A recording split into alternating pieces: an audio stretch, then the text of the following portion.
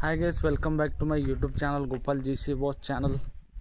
ಸ್ನೇಹಿತರೆ, ನನಗೆ ತುಂಬ ಜನರು ಕಮೆಂಟ್ ಮಾಡ್ತಾಯಿದ್ರು, ನಾವು 49 HP ನಾವು ಬ್ರೇಕರ್ ಕೊಡಿಸ್ಬೇಕು ಕೊಡಿಸ್ಬಾರ್ದು ಅಂತ ಕೇಸಿ.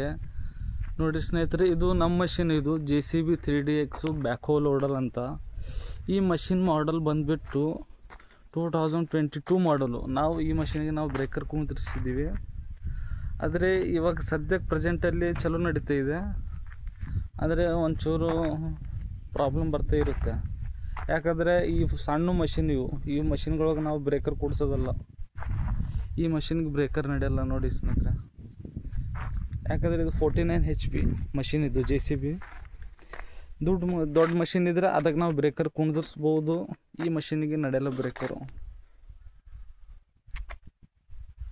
ನಾನು ಹೇಳೋದು ಮಾತು ಅಷ್ಟೇ. ಯಾಕಂದರೆ ಇದು ಬ್ರೇಕರ್ ನಾವು ಕುಂದಿರಿಸಿದ್ವು ಅಂದರೆ ನಮ್ಮ ಮಷಿನ್ಗೆ ಲೋಡ್ ಬೀಳುತ್ತೆ. ಇದು ಸಣ್ಣ ಗಾಡಿ, ಇದು 49 HP ಸಣ್ಣ JCB.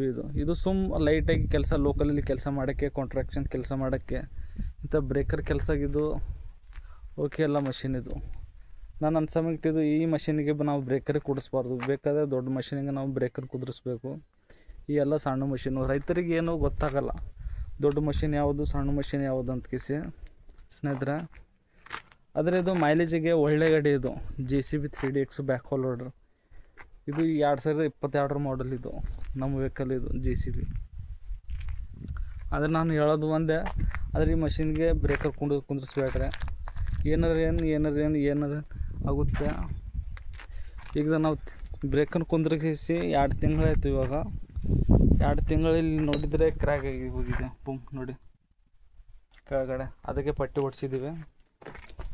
ಈ ಮಷಿನ್ಗೆ ಬ್ರೇಕರ್ ನಡೆಯಲ್ಲ, ಕೊಡಿಸ್ಬಾರ್ದು ಬ್ರೇಕರು. 3DX ನೋಡಿ ಬ್ರೇಕರ್.